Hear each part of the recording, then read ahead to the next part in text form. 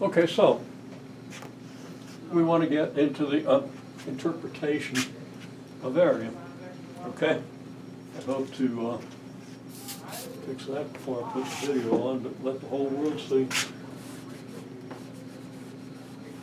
Not that I don't know how to spell, it's just that I get distracted in writing.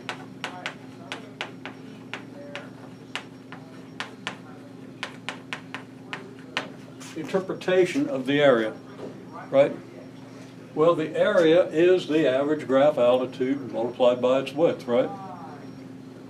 So in order to figure out what the area means, we have to talk about what the average altitude means and what the width means, right? So what does the average altitude of a trapezoid in this situation mean?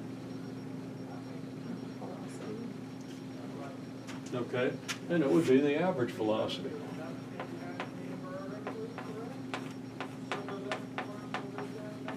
And I'll say it's the average, to be specific, of the initial and final velocity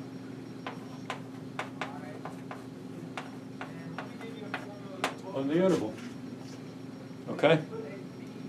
This is not the average velocity on the interval because the trapezoid is not a completely accurate, well, this straight line here is not a completely accurate depiction of a quadratic function which has a parabolic graph. It's curved, right? So this is a linear approximation of a quadratic quantity, right? Quadratic function.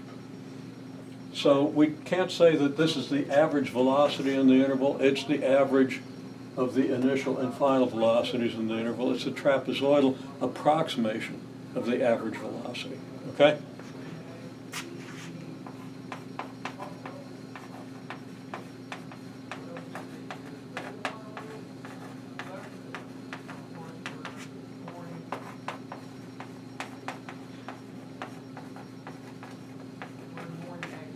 So it's kind of important to keep that in mind.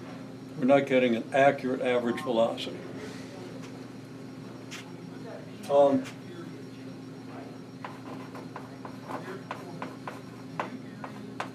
What's the width? Well, we already seen that width is delta t, right? Okay, and this is in seconds.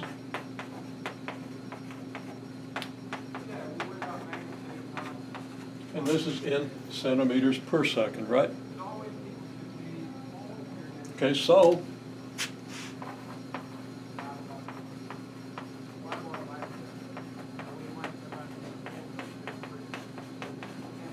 the area, which is the average altitude times the width,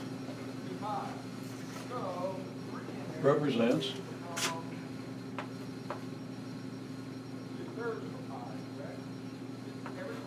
I'm going to say the approximate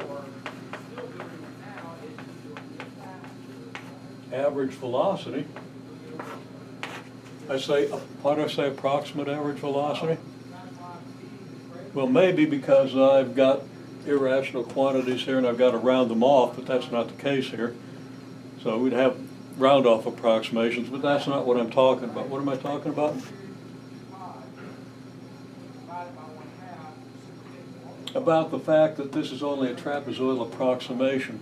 It's a linear approximation on this interval of the average velocity, okay? That's why we say it's approximate, because we don't want to dilute, and we want to keep that word in there. We don't want to delude ourselves into thinking this is completely accurate, okay?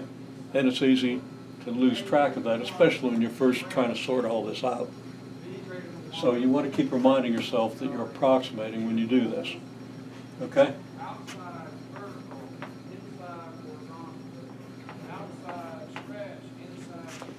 Right. Now what does it mean to multiply some kind of a velocity by a time interval? Well, we'll come back to that question. See what it equals.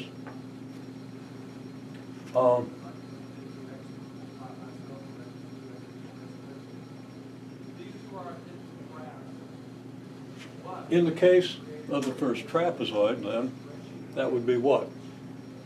Okay, it's 3.5 times 1, right? 3.5 what? Centimeters per second? Yep.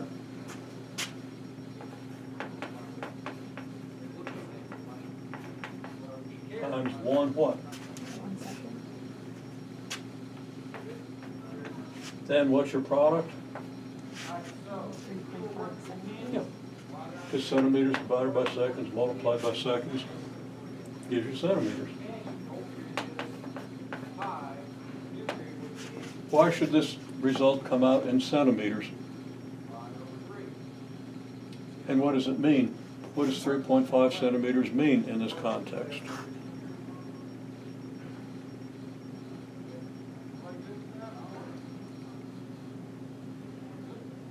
Well, this is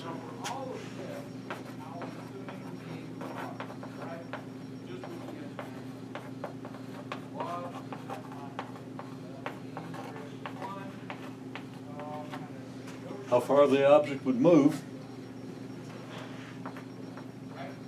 in 1 second at 3.5 centimeters per second, right? And of course, that's what you get when you multiply a velocity by a time interval. If you travel at 50 miles an hour down a rough gravel road for 2 hours, you're going to have traveled 100 miles along that rough gravel road, and you will know it. Hopefully you've got good suspension, or at least did when you started. Okay?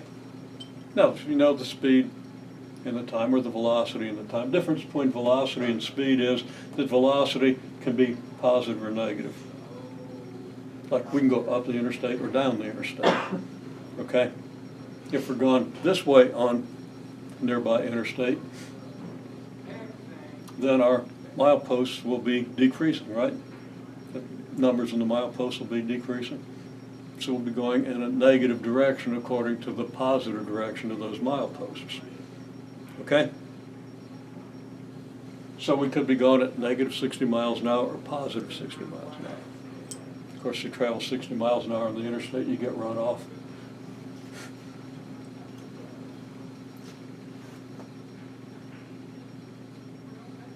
But that's not totally relevant. Okay, so that would be the interpretation of the result for this trapezoid, right? Now you can immediately tell me what this trapezoid tells us. What's it telling us?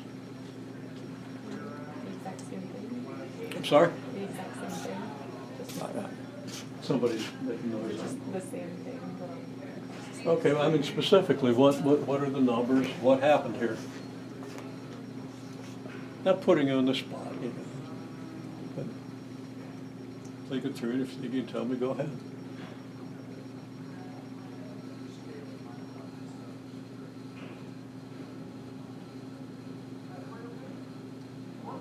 it would just be like the change in velocity from 2.96 to 3.56. That's one thing that happens in this interval. Velocity changes from 2.96 centimeters per second to 3.56 centimeters per second, right?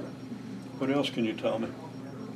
And that's over 0.2 seconds. Yeah, that occurs in a period of 0.2 seconds. So, tell me more. Doing fine. And Jeremy, don't hesitate to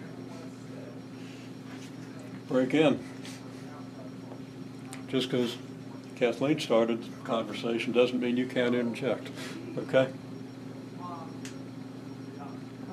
So the area would just be the approximate average velocity times the change in the time. Okay, that's a little bit of a jump, but yeah, the area is equal to the average graph altitude, which is the average, approximate average velocity on this interval, right? Our trapezoid, our linear approximation to the average velocity, where the actual curve actually dips a little below here, okay? And that gives us what?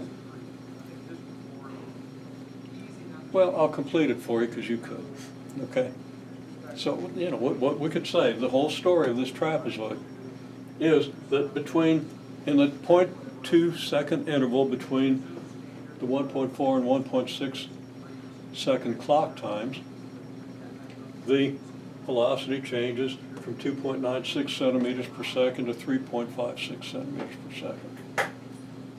Now, we could say, and because we're talking about interpretation of area, we can also say that, okay, so that's a change of 0.6 centimeters per second in a time interval of 0.2 seconds, so that our average velocity is this change divided by the time, and that's going to be 3 centimeters per second per second. Okay? That's the rate at which our velocity is changing. So we didn't work all that out, but it's implicit in what we did here. And I'll be asking you to work it out with units.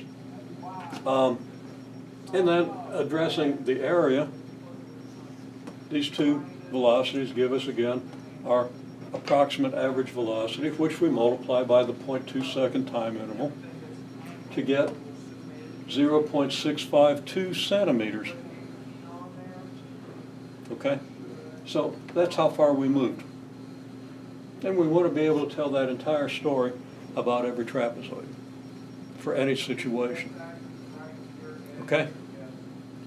And it's a mechanical process. You just have to ask yourself, okay, what do these quantities represent and what do these quantities represent? Are there units? What are the units of these quantities? What are the units of these quantities? And then the units of all these quantities and the meanings of all these quantities can be deduced. Then you know what the calculus is telling you.